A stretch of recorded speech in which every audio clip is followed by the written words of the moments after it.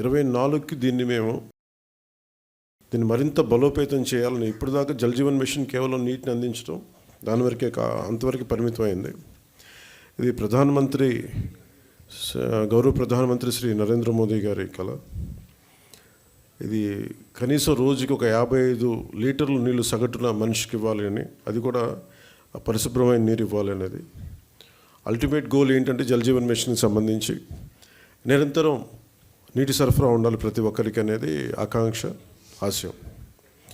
దాంట్లో కనీసం ముందస్తుగా కనీసం 55 లీటర్లు కనీసం ఇవ్వాలి అనేది ఆకాంక్షతోటి స్టార్ట్ అయింది. ఇప్పుడు ఈ అమృతధార ఈ వర్క్షాప్ని ఎందుకు అమృతధార అని పెట్టాము Jal Jeevan Mission revamp programme కింద అనుకుంటే, ఒకటి ఉన్న నీటి వనరులని బలోపేతం చేయటం, అలాగే maintenance of existing schemes, already ఉన్న వాటర్ స్కీమ్స్ అన్నిటినీ వాటి మెయింటెనెన్స్ ఎలా ఉన్నాయి ఏంటి అనేది, అలాగే వాటర్ కన్జర్వేషన్ కూడా ఎంత కీలకమో. దీన్ని జల్ జీవన్ మిషన్లో లేదు, కానీ ఇది మనం తీసుకున్న తర్వాత కొత్త ప్రభుత్వం ఎన్డీఏ ప్రభుత్వం వచ్చిన తర్వాత మనం తీసుకునేవి వాటర్ కన్జర్వేషన్ కూడా చాలా కీలకమైంది.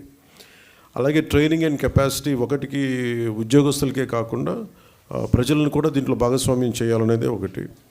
అలాగే దీంట్లో ఈ ఐటీ సిస్టమ్స్ ద్వారా దీన్ని మనం స్ట్రీమ్లైన్ ఆపరేట్ చేసే విధానం, అలాగే గ్రీవెన్స్ రిడ్రెసల్, ఏమైతే నీటి సరఫరాలు ఇబ్బందులు ఏమున్నాయో రిపీటెడ్గా వచ్చే అవుట్ ఆఫ్ మెయింటెనెన్స్, వాటికి కూడా ఒక విధి విధానాలని రూపొందించడం, అది దీనికి సంబంధించి ఈ అమృతధార సంబంధించింది.